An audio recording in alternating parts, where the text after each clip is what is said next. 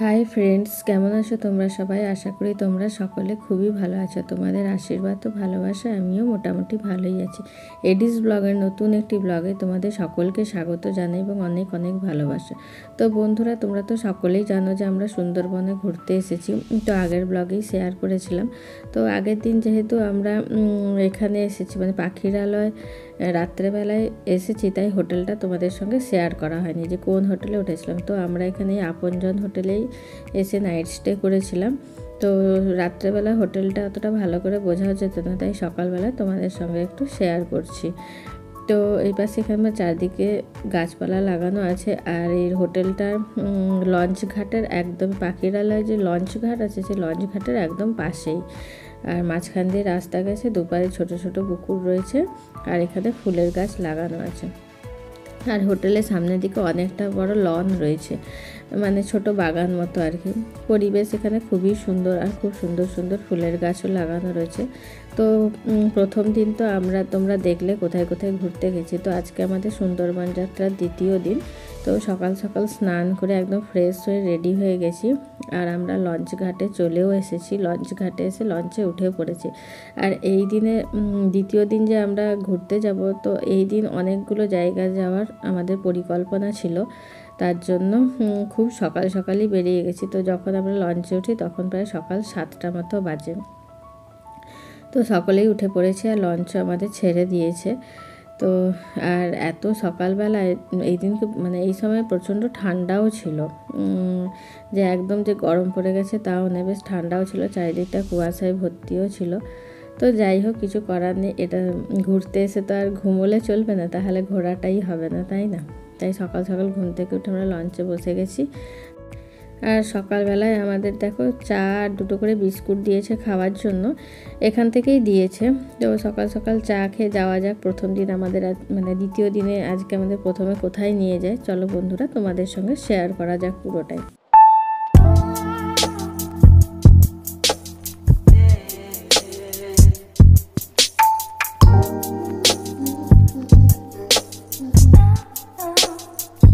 তো বন্ধুরা দেখো, প্রথম আমাদেরকে সজনেখালি নিয়ে এসছে। আজকে প্রথমে যে জায়গাটায় নিয়ে এলো সেটা হলো সজনেখালি।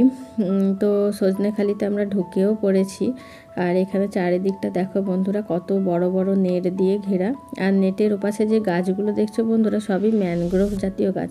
আর সুন্দরবন এলাকা যেহেতু নদীপ্রবণ এলাকা, তোমরা সকলেই জেনে থাকবে যে এখানে ম্যানগ্রোভ গাছ খুব বেশি দেখা যায়। আর এগুলো যে দেখছো বন্ধুরা, সবই ম্যানগ্রোভ গাছ। আর এইখানে জায়গাটা বন্ধুরা অনেকটা এর মতো, মানে কি বলবো, একটু পার্ক টাইপের, খুব সাজানো গোছানো রয়েছে।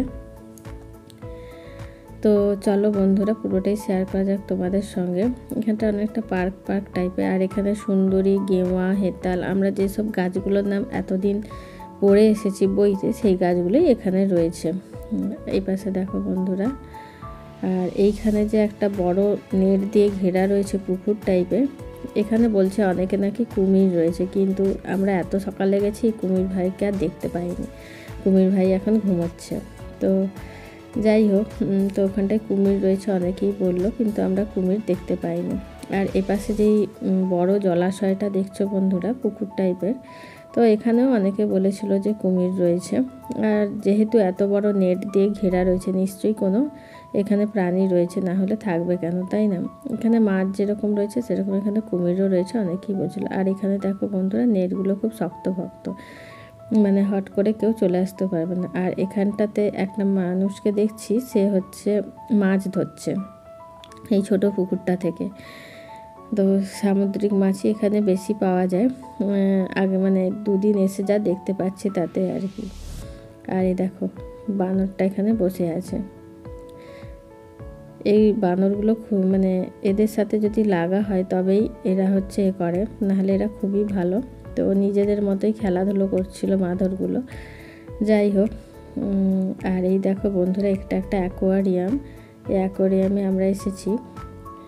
এখানে যে কচ্ছপ রয়েছে, এখানে প্রায় 2টো কচ্ছপ রয়েছে বন্ধুরা। তোমরা দেখতে পাচ্ছ কতটা ঠিক জানি না, ওই মাঝে মাঝে ওই দেখো বন্ধুরা, দেখতে পাচ্ছ কচ্ছপের মাথাটা উঠে সাঁতার কাটছে। তো আমি মোটামুটি 2টো কচ্ছপই দেখতে পেয়েছিলাম। আর বন্ধুরা তোমরা তো সকলেই জানো কচ্ছপ এখন একটা বিরল জাতির প্রাণী, তাই না? আর এই যে দেখছো বন্ধুরা নেটের পাশে যে নারকেল গাছের মতো গাছগুলো দেখা যাচ্ছে, এই নারকেল গাছ, এটা আসলে নারকেল গাছ না। আমরা প্রথমে ভেবেছিলাম এটা নারকেল গাছ, কিন্তু এটা নারকেল গাছ নয়। এই গাছটার নাম হলো গোলপাতা গাছ। নারকেল গাছের মতো দেখতে হলেও এটাকে হচ্ছে, এই গাছটার নাম হচ্ছে গোলপাতা। কিন্তু এখন তোমরা সকলেই বলতে পারো যে গাছটার নাম যেহেতু গোলপাতা, তাহলে পাতাগুলো গোল নয় লম্বা লম্বা কেন? আসলে গোলপাতা গাছের বৈশিষ্ট্যই হলো বন্ধুরা যে পাতাগুলো লম্বা লম্বা নারকেল গাছের মতো হবে। আর এটা হচ্ছে একটা ম্যানগ্রোভ জাতীয় গাছ। তো যেটা বলছিলাম বন্ধুরা, কচ্ছপ তো এখন তোমরা সকলেই জানো বিরল প্রজাতির মধ্যে একটি প্রাণী। তো এই কচ্ছপ এখন দেখা যায় না বললেই চলে। আর হচ্ছে প্রায় আমি যেই কচ্ছপগুলো এখানে দেখেছি প্রায় 250 বছরের পুরনো কচ্ছপ। মানে এত প্রাচীন যে কচ্ছপ আমি কখনো দেখতে পাবো সেটা কখনো ভাবিইনি, মানে জীবনও মানে বিশ্বাসও করতে পারিনি যে এত প্রাচীন কচ্ছপ আমি দেখতে পাবো। যাই হোক, ভগবানের কৃপায় দুটো কচ্ছপই দেখতে পেয়েছিলাম। আর এখানে দুটো কচ্ছপই ছিল বন্ধুরা। প্রায় কচ্ছপগুলোর বয়স হবে 250 বছর, মানে 250 বছর ধরে একটা একটা কচ্ছপ বেঁচে আছে। এটা মানে ভাবতেই খুবই মানে অবাক লাগছে, একটা আশ্চর্যজনক ঘটনা, তাই না? আর এইখানে সজনেখালিতে আর এই দেখো বন্ধুরা, আমরা এই দিনকে না গাইড নিয়েছিলাম, যে আমরা তো এখানকার সম্পর্কে কিছু জানি না। আর দ্বিতীয় দিন অনেকগুলো জায়গা প্রায় ঘোরার আছে। তো এই দিনকে আমাদের একটি গাইড প্রোভাইড করা হয়েছিল, আমরা যাদের সাথে গিয়েছিলাম তারাই প্রোভাইড করেছিলেন। তো উনি এই জায়গাটার সম্পর্কে খুব ডিটেলসে আমাদের বলছিলেন। আর আমরা এই সজনেখালিতে যে ওয়াচ টাওয়ারটা আছে বন্ধুরা, এই ওয়াচ টাওয়ারটার উপরে উঠেছিলাম যাতে পুরো জঙ্গলটা দেখতে পাই। এখান থেকে প্রায় যতটা দেখছো সুন্দরবন এলাকাটা ঠিক কতটা বিস্তৃত, প্রায় এখান থেকে তার কিছুটা হলেও দেখা যাবে। তো ওটা দেখার জন্যে আমাদেরকে নিয়ে এসেছিলো গাইডে। আর সুন্দরবনে যে মানচিত্র সেটা দেখো। আর ওই যে বন্ধুরা আসার সময় তোমাদেরকে যে পুকুরটা দেখিয়েছিলাম না, ওই যে ওই পুকুরটারই একটা সাইড।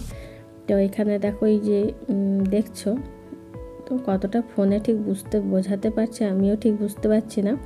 তবে এখানে ছোট ছোট ওই কুমির মতো আছে আর কি, ছোট ছোট কুমির, খুব একটা বড় নয় এখানে কুমিরগুলো, এই আর কি।